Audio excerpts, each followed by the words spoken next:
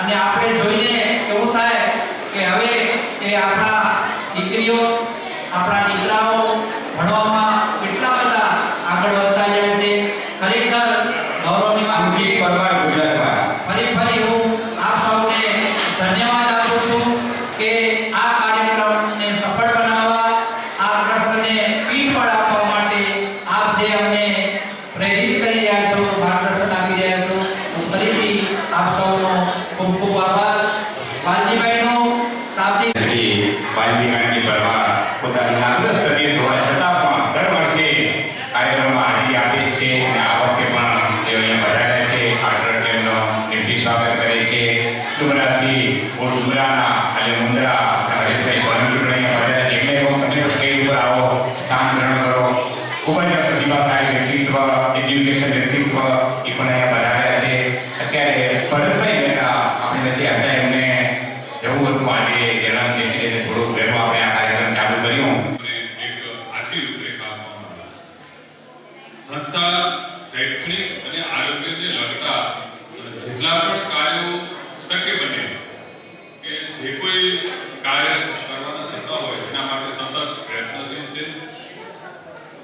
અત્યારે બાળકો એક હોસ્ટેલમાં એક રૂમમાં રહે છે.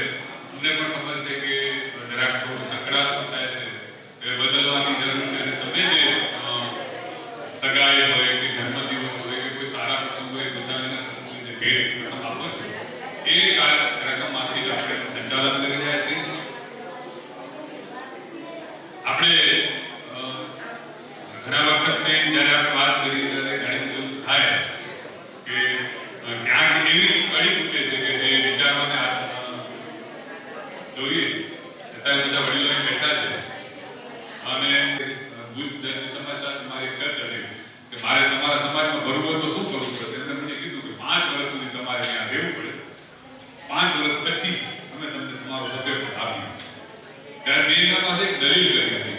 આજે એ દલીલ આપણા પાસે પણ એ છે કે જ્યારે કોઈ માણસ ભુજ આવે છે, વડાના નલિયાથી આવે, કોઠારાથી આવે, ડુમરાથી આવે છે, ગમે ત્યાંથી આવે છે, પોતાનું પેટ લઈને આવે છે, પોતાનો પરિવાર લઈને આવે છે અને અહીં આવે ત્યારે સ્ટ્રગલ કરે,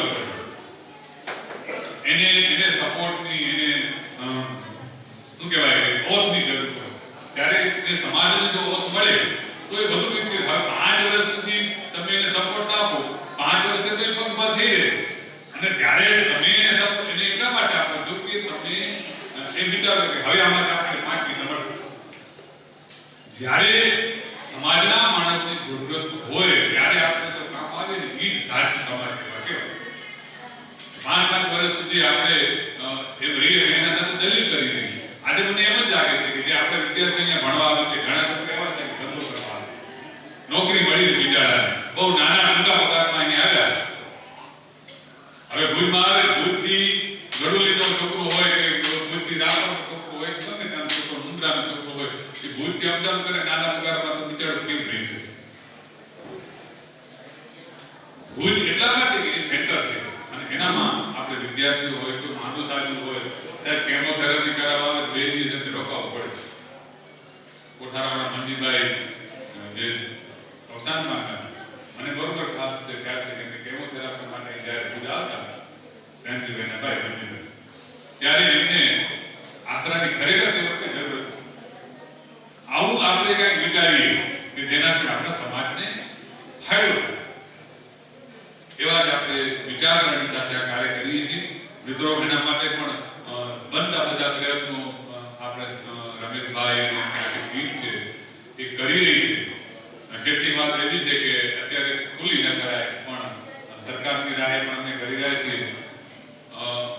કાંઈ દાતા ગોતવાના પણ પ્રયત્નો કરીએ છીએ પણ શક્ય એવું છે કે જો ભુજની અંદર કોઈ એવી જગ્યા પડી જાય ત્યાં આપણે આપણા સમાજના માણસોને જો હવે તમને ઘણી વખત 3 વાગે સવારના 3 વાગે ગુજરાતની બસ આવી, ગુજરાતમાં કોઈ આપણો દર્દી કોઈ આવે એને સવારે 6 વાગે કે 8 વાગે બસ થતી હોય, એને ભાજપના દેવતાને જવું હોય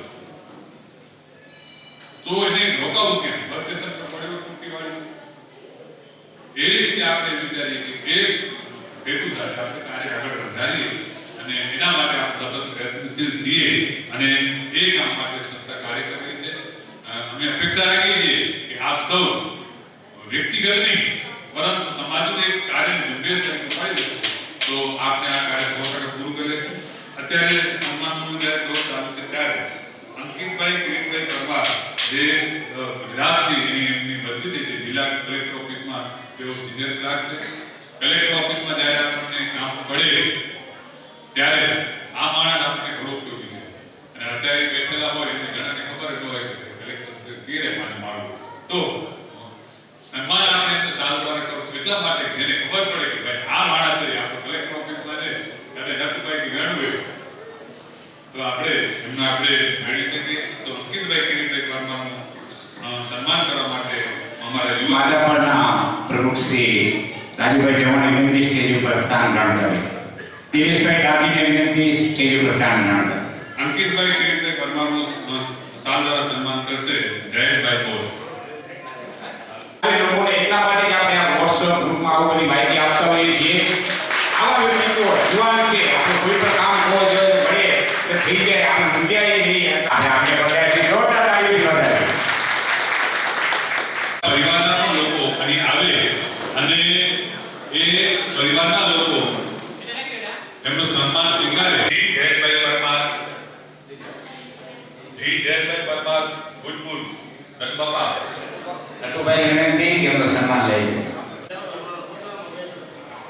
જે પણ નામ બોલાતા હોય એ ના આવે વિદ્યાર્થી તેમના પરિવાર ત્યારબાદ પ્રીત ભારતભાઈ દરજી ગણેશનગર અહીં પધાર્યા હોય તો જાનકી મદન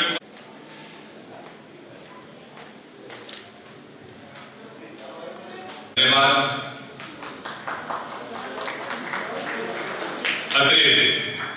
ધન્યવાદ જગન બાબા ખૂબ ખૂબ ધન્યવાદ સન્માન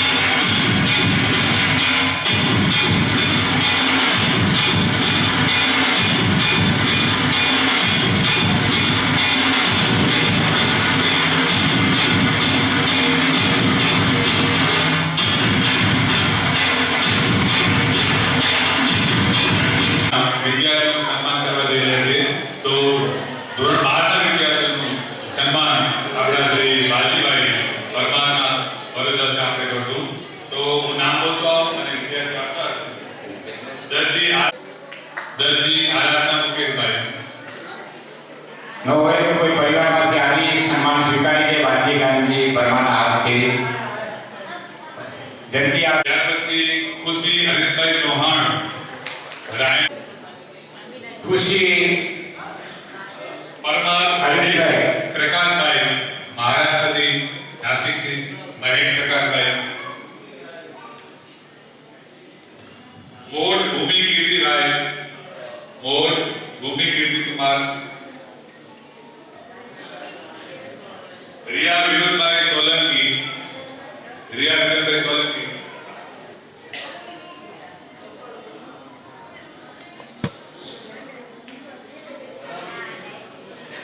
શ્વેતા દિનેશભાઈ પરમાર વેકર શ્વેતા દિનેશભાઈ પરમાર